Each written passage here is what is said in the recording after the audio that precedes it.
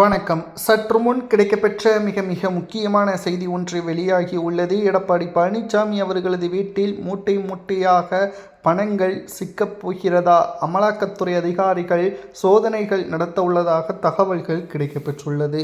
முதல்வர் விஜய் அவர்கள் கடந்த கால ஆட்சியின் பொழுது முறைகேடுகள் செய்த மாஜி அமைச்சர்களை விசாரணை செய்ய அமலாக்கத்துறை அதிகாரிகள் சுமார் 30 பக்கங்கள் கொண்ட கடிதங்களை முதல்வர் விஜய் அவர்களிடம் சமர்ப்பித்தது.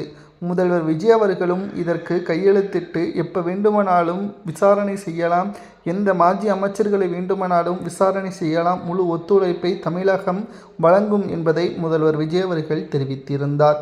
இதனால் தற்பொழுது கடந்த அதிமுகவின் ஆட்சியின் பொழுது டெண்டர் ஊழல் முறைகேடு எடப்பாடி பழனிசாமி அவர்கள் தங்களது உறவினர்களுக்கு வழங்கியதாக மிகப்பெரிய அளவில் குற்றச்சாட்டு, சுமார் 450 கோடி முறைகேடு நடந்திருப்பதாகவும், தமிழ்நாட்டில் முதல்வராக எடப்பாடி இருந்தபொழுது அதிக அளவில் டெண்டர்களை அவரது குடும்ப உறுப்பினர்களை பெற்றுள்ளார்கள் என்றும், இதன் மூலம் வருடத்திற்கு மட்டும் சுமார் 1300 கோடி வரைக்கும் ஊழல் தமிழ்நாட்டில் நடைபெற்றிருப்பதாகவும் ஆதாரங்களும் தற்பொழுது வெளியிடப்பட்டுள்ளது அமலாக்கத்துறை அதிகாரிகளால்.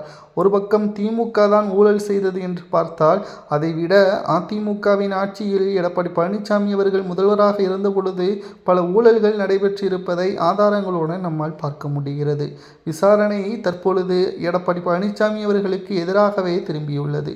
அமலாக்கத்துறை அதிகாரிகள் எடப்பாடி பழனிசாமி அவர்களை சிக்க வைப்பதற்கான ஏற்பாடுகளையும் செய்து வருகிறது.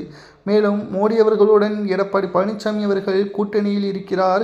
இதனால் எடப்பாடி பழனிசாமி அவர்களை அமலாக்கத்துறை அதிகாரிகளால் தொட முடியாது என்று பலரும் கூறி வருகிறார்கள். ஆனால் நிச்சயமாக இது சாத்தியமே கிடையாது.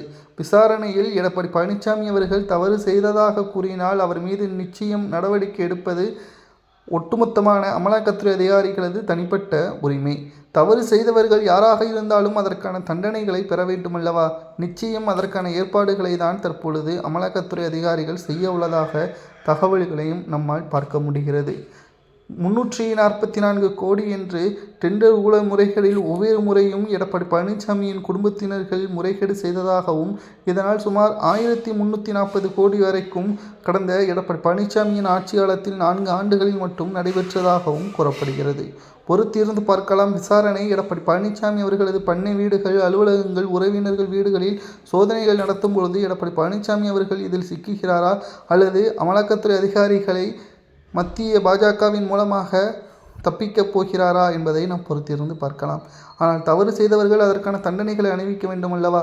இதனால் என்ன தண்டனை கொடுக்கலாம் என்பதை கமெண்ட் வாயிலாக கூறுங்கள்.